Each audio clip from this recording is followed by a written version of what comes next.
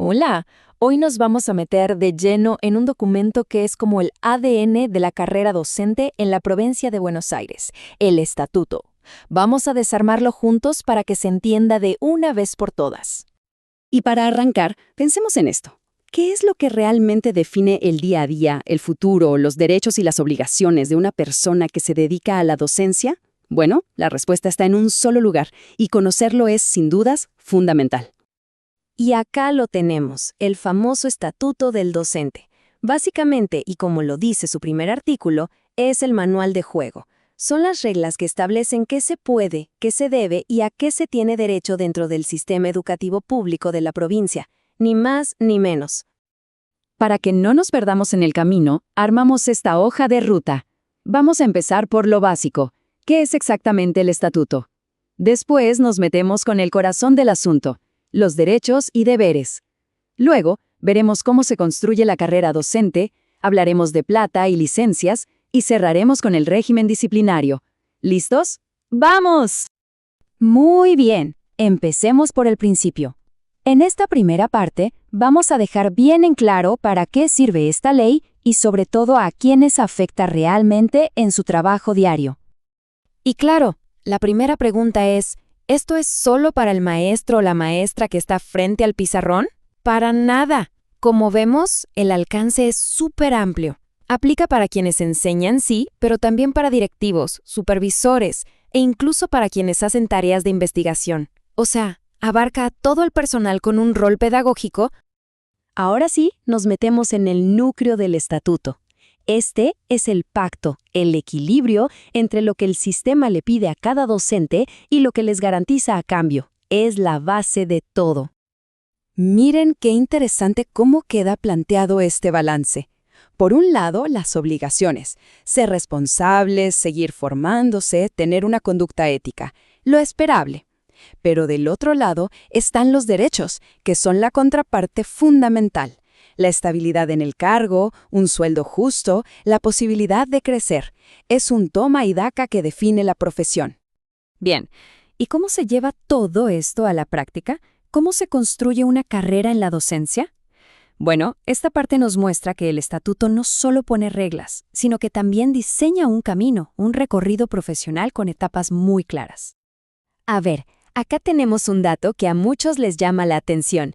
La ley establece una edad máxima para ingresar por primera vez como titular, 50 años. Hay que decir que existen excepciones, pero esta es la regla general. Un dato no menor para quien está pensando en empezar. Y llegamos a la palabra clave, la que todos y todas buscan: estabilidad. Esto que leemos acá, del artículo 17, es uno de los pilares del estatuto. Significa que, una vez que se titulariza un cargo, se tiene una seguridad, una certeza que es fundamental para poder planificar a largo plazo y ejercer la profesión con tranquilidad. Esto es básicamente la escalera de la carrera docente. No es que uno entra y se queda estancado. No, el sistema está pensado para avanzar. Primero, se ingresa por concurso. Después, se busca la estabilidad.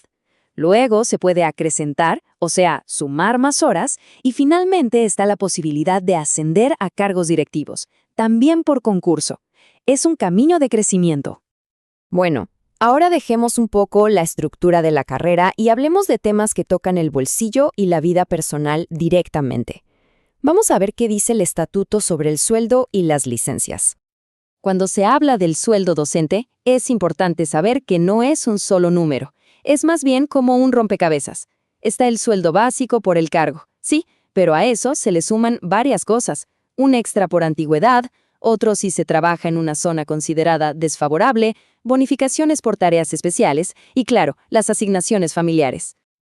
Y miren esto, porque es clave para entender cómo se valora la experiencia. La bonificación por antigüedad no es un detalle menor, para nada. Fíjense cómo crece con los años. A los 20 años de servicio, por ejemplo, ese extra es del 100% del básico. O sea, duplica ese componente del sueldo. Es un reconocimiento directo a la trayectoria. Pero la vida no es solo trabajo, ¿no? Y el estatuto lo contempla. Por eso existe un régimen de licencias que funciona como una red de contención. Cubre desde lo más obvio, como una enfermedad, hasta situaciones familiares, la llegada de un hijo, el estudio e incluso licencias por motivos personales, aunque estas últimas sin goce de sueldo. Y como en todo sistema con derechos y obligaciones, también tiene que haber reglas claras sobre qué pasa cuando algo no se cumple. A eso se le llama régimen disciplinario, y vamos a ver cómo funciona.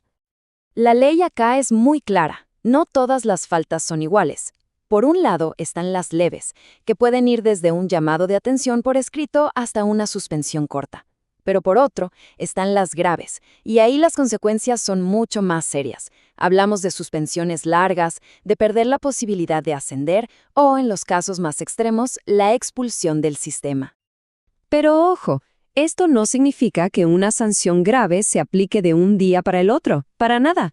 Hay todo un proceso diseñado para ser justo. Empieza con una acusación, se abre una investigación y si hay mérito, se inicia un sumario donde la persona acusada tiene derecho a defenderse. Recién después de todo eso y con un dictamen de por medio, se toma una decisión. Y aún así, se puede apelar. Entonces, si tuviéramos que quedarnos con una sola idea de todo esto, sería esta. El estatuto es mucho más que un simple reglamento. Es la hoja de ruta que ordena, protege y define la carrera docente de principio a fin.